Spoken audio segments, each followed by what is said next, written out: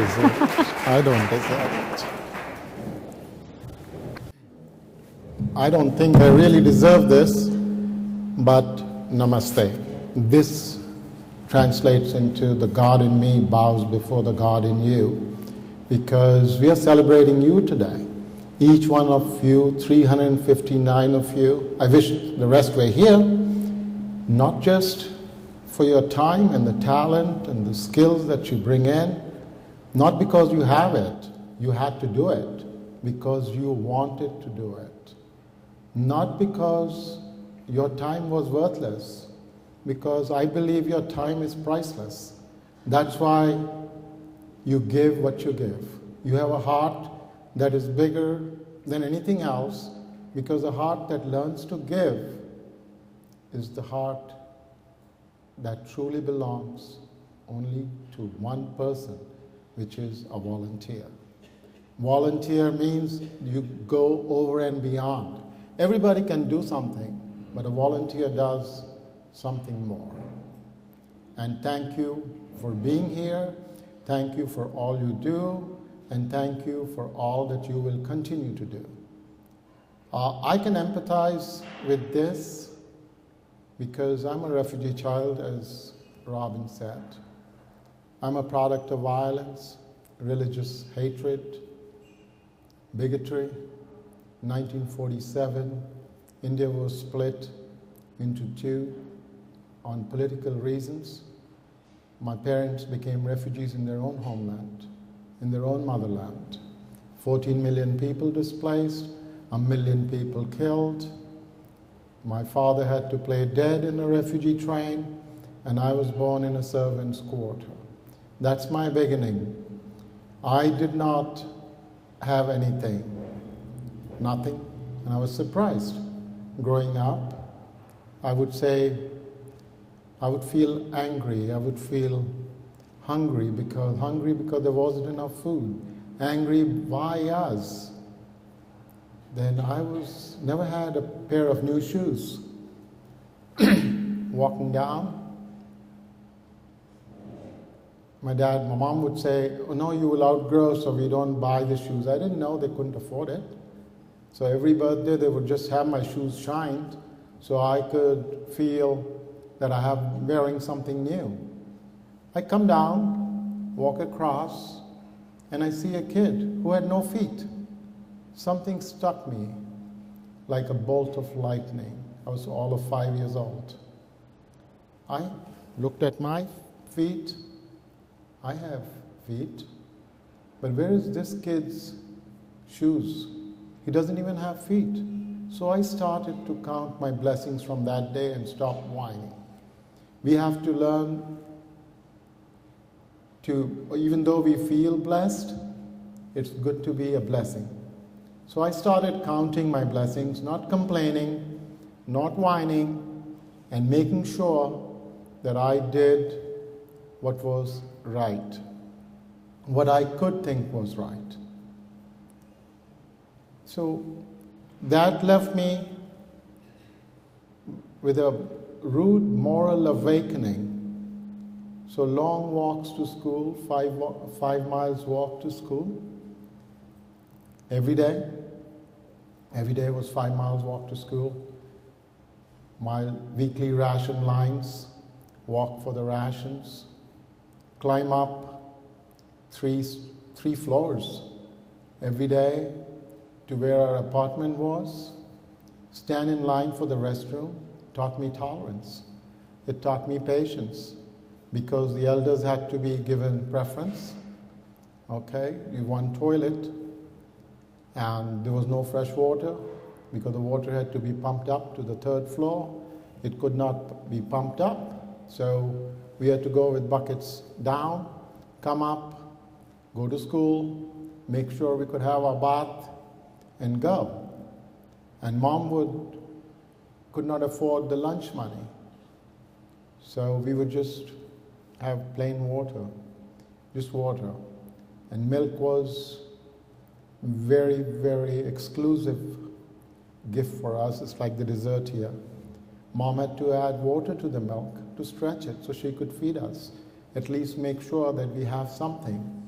nutritional. So that's what she felt.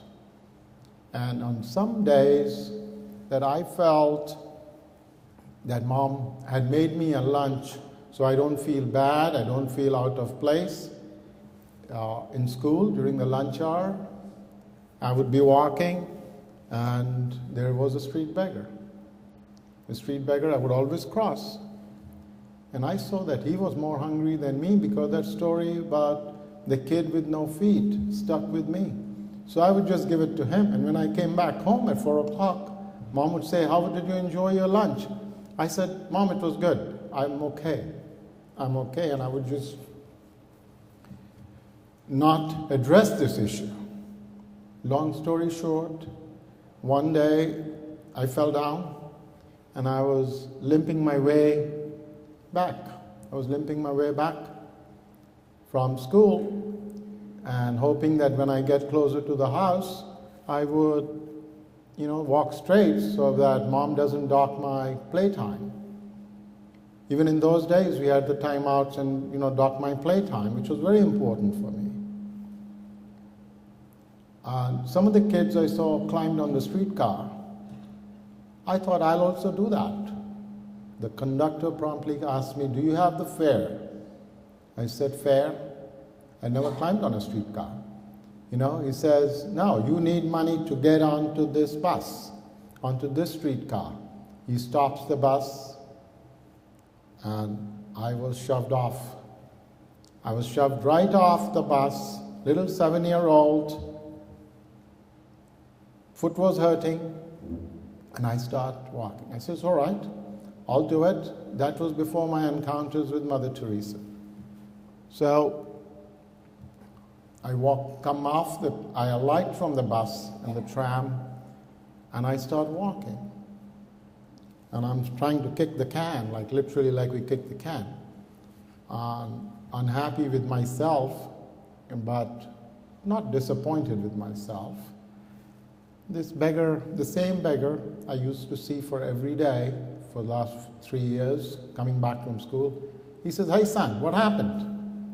Why are you limping?" I said, "No, I'm okay. I'm just going home." He says, "No, something is wrong." I said, "No, nothing is wrong. It's just that my leg is hurting and I really have 3 miles to go." He says, "How are you going to make it?" I said, "I'll make it." He says, "Hold." He says, "Hold off." He goes to the back. Under the tree, he's hiding some coins. And he gives me 10 cents. 10 cents, which was about a penny in those days. And he says, "Take the bus." And I did take that bus. But that was strike 2 for me. That was strike 2. It taught me that while everything has a price, everything has a price. Even the air we breathe has a price. We pay for the clean air. For the water we pay. For that little dinky bus ride I had to pay. But there was one thing that I didn't have to pay for, was kindness. This little beggar who could not afford, he gave me a dime, which is 10 paise, 1 penny. For him this was very important. He was being kind to me. So did kindness have a price? No. Kindness did not have a price. So I adopted kindness. I said, "Oh, this is easy. I'll try to be kind to people. It'll get me open up doors," because he didn't charge me anything. All I said was thank you to him. I couldn't pay him back. The 3rd strike. My exams are around the corner. I like to read.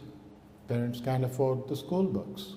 They can't afford the textbooks because in those days they were very expensive. Even the hand-me-down was a business. So where do I go? I found a library.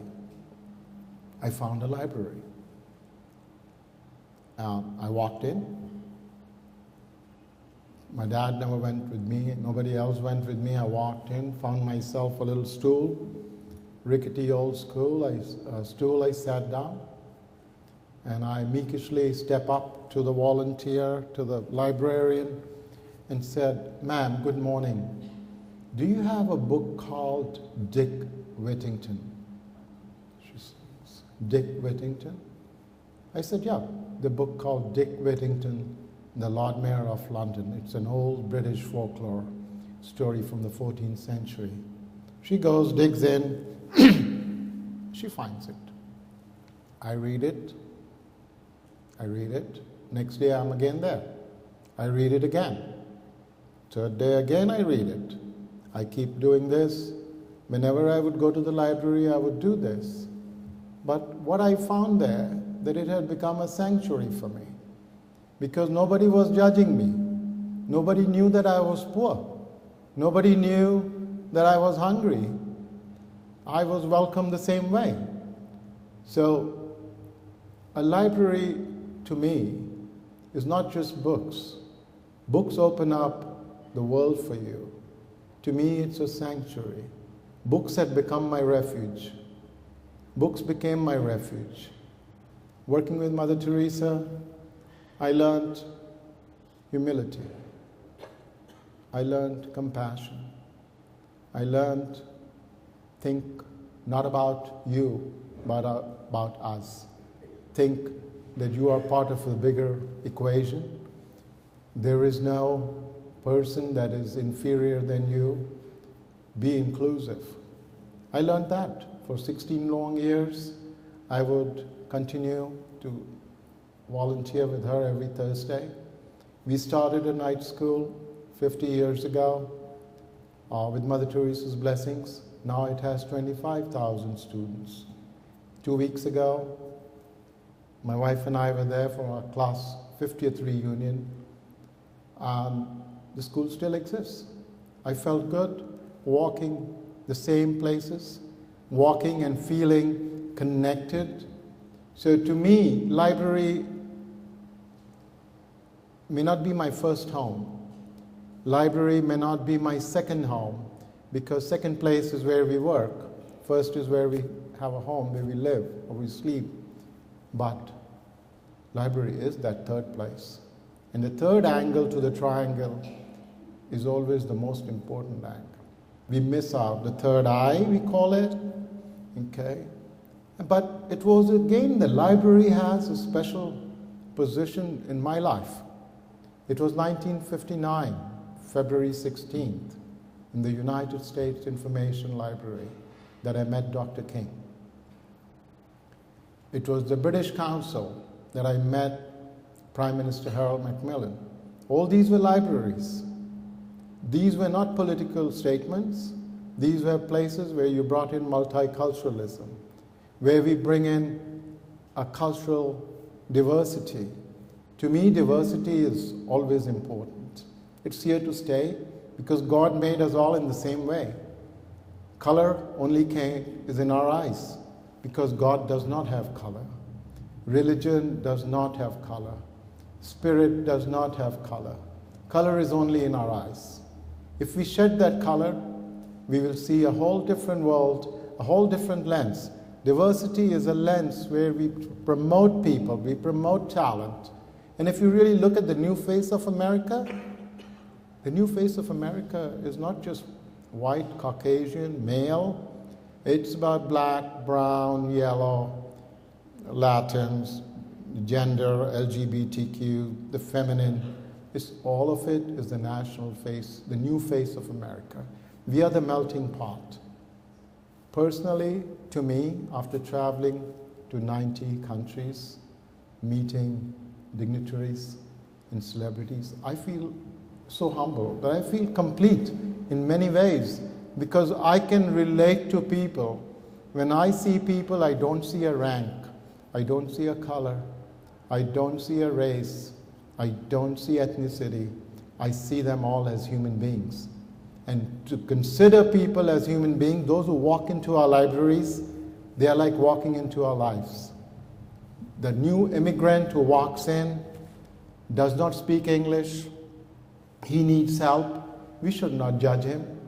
We should not judge him by the clothes he's wearing or by the color, because at the end of our journey, trust me, we are not going to be judged by which zip code we lived in, which car we drove, how many bedrooms we had, how much jewelry we adorned, but in the grave, what did we do for others? What have we done for others? So it's very important to realize that we have to be together. Coming together like today is a great start. Staying together, I consider it progress. But if we start working together, this is success.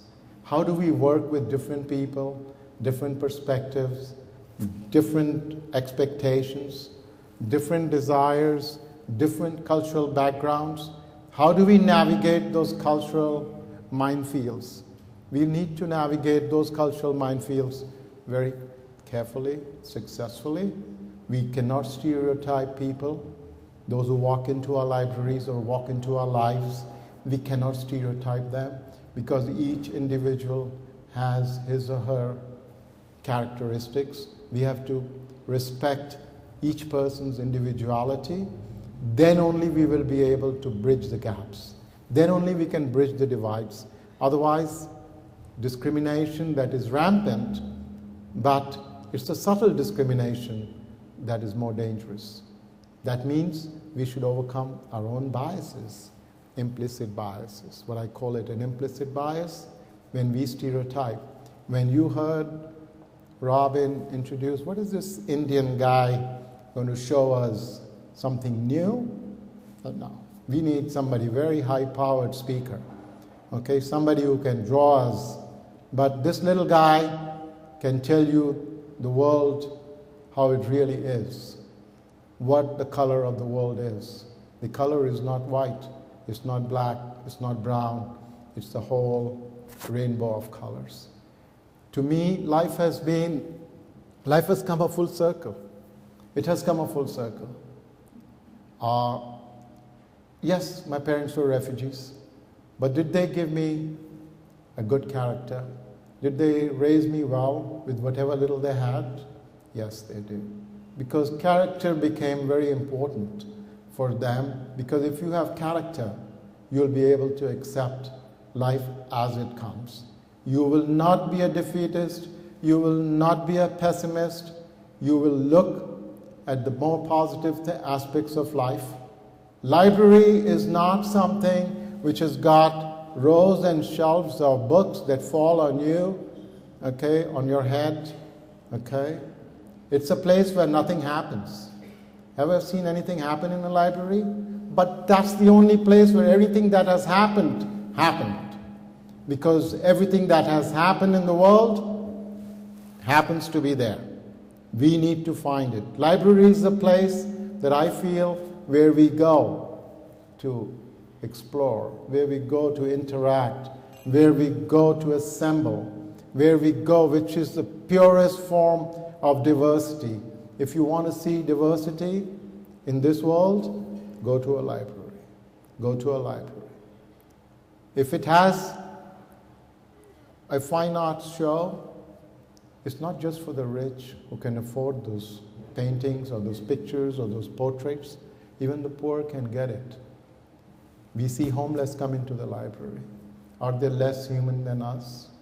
We see the poor people come into the library. We talk about poor people. We talk about poverty. But how many of us really like the smell of the poor? How many of us, if we gave them kindness, if we treated them kindly and not rushed them out or hound them in the restrooms, why is this guy taking longer than he or she taking longer in the restroom than is needed? That means our bias is working. But if we treated them like human beings, they're okay, and gave them a ear, because that's all they need, is to vent off their feelings, their frustrations. And when I was coming into Scottsdale, I don't see poor people. Okay, I see rich people, well-to-do people, good cars, good homes. But we must also realize that while Tempe, your neighbor, is poor, 1 out of 3 kids have food insecurity. We have 24% poverty lines in Tempe. Scottsdale is not immune. Scottsdale has almost 10% below poverty line. And that's a whopping 23,000 people. 23 to 25,000 people in Scottsdale live below the poverty line. What can we do for them? That should be our objective. How many lives can we touch? How many people can we change? How many people can we change? One person's life? Mine was changed by a librarian, by a volunteer, Mrs. Benedict. When I used to go and borrow that book, Dick Whittington. He was a poverty-stricken boy who had nothing, just a stray cat. And each time people throw him out from their alley, from the back, the church bells ring, and he hears them say, Dick Whittington, the Lord Mayor of London. The bells chimed. He would hear those bells like they are telling people, would say, you stupid Dick, you leave it. But the fable goes that he becomes one of the wealthiest people. He does become one of the wealthiest people because he sends his cat on a voyage which is in an area which is infested with rats. His cat destroys the rodents, and he gets a ton of gold, and he does become the Lord Mayor of London thrice. Now, what does that fable tell me? It tells me, even though it's a fable, it's a folklore, you got to believe in yourself. For a refugee child who had no water, no milk, no new shoes, now, 70 years later, he is a refuge. Standing in front of you and doing a keynote speak, that's what my parents would be proud of. Because they did not write me off. I did not write myself off. I endeavored. I became the youngest author in the world by the time I was 26. To receive Mother Teresa's award, last year was the head of state. The previous 17 winners have been Nobel laureates. And for this little guy from Calcutta to get this was huge. But has it changed me as a human being? No. It's added more weight on my shoulders to be humbler. Because humility does not cost anything. First was kindness doesn't cost you anything. Next is humility does not cost us anything. Humility is that one emotion. When we have everything, how do we handle success? How do we flaunt our money? Are we using our money for the benefit of others? Or are we using it just for ourselves and our home? That's the giving part. Because to me, giving is like a boomerang. The farther you throw, it'll come back to you. It does come back to you. Because once I read that life is a journey, which we all know, it's a journey. When we were born, each one of us was born, we cried. And our families rejoiced. But our journey should be such, our life should be such, that when we pass on, we rejoice and the world cries with us, for us, with us. That's a life that's well lived. That's a life that I think should be lived. And we are living that. We are the models for that because we are giving our time. And time is all we have. Remember, time is the only thing that's on our side. If we touch somebody or we talk to somebody, what we are really doing is a part of our life we are giving to the other person. We are listening to them. By listening, not to respond, but to understand what they feel, how they understand, and giving them a sympathetic ear. Then only we are able to connect. Then only we'll connect. Because if we watch and we think and then we act, I think that's a magic formula to do that. because our words, our thoughts become words. Our words become our actions. Our actions will become a habit. And when you have that habit, that will become your character. And character defines destiny. And that's what our destiny should be, is to how to uplift others. How to be inclusive, how to be more diverse, how to be more tolerant, how to be more patient, how to be humble, how to be kind. Kindness and humility will go a long way. We don't need material things to read to be kind. Kindness is a natural emotion. Like the third strike to me was asking forgiveness. Why? Because if you're sorry, you haven't done something wrong, or you've done something wrong, to say, I'm sorry, and to have remorse, that, or to say somebody, I forgive you, that takes a whole lot. Because forgiveness to me does not change the past. It never changes the past. It helps change the future. It helps change the future because then you are thinking and connecting with the person. You are listening, talking, connecting. You have to start thinking human. Libraries are no different than our daily lives. Libraries are no different than our daily lives. We need to take this opportunity of being blessed that we work in a Scottsdale library system. As Raveen said, there are a lot more opportunities, a lot more challenges, that how can we, while we are blessed, how can we become a blessing to our community?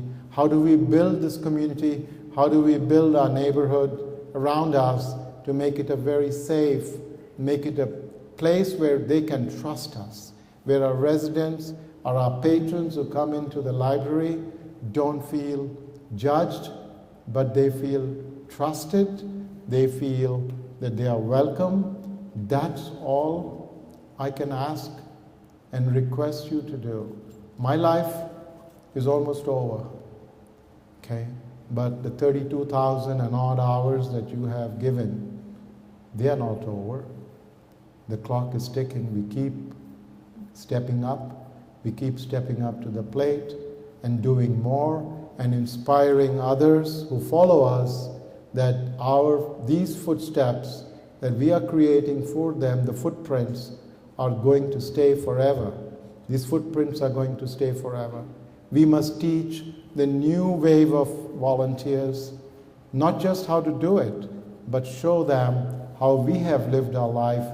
It's like somebody's hungry, we give him a piece of fish.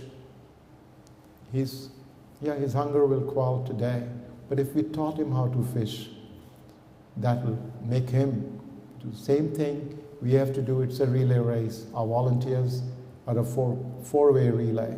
We've got to bring in the new generation, we've got to bring in the millennials, we've got to bring them so that we sow the seeds of community involvement, community service in them early on, because that's what the future holds. Our time may be limited, but time is timeless. We need to step up. We need to go that extra mile and bring in new people, new volunteers, new immigrants, because they are, today's minority is tomorrow's majority. We have to remember that today we may be a minority, but we are tomorrow's majority, because today becomes tomorrow. Tomorrow never comes. Our yesterday becomes today, and today will become tomorrow. And thank you again for having me. God bless you all.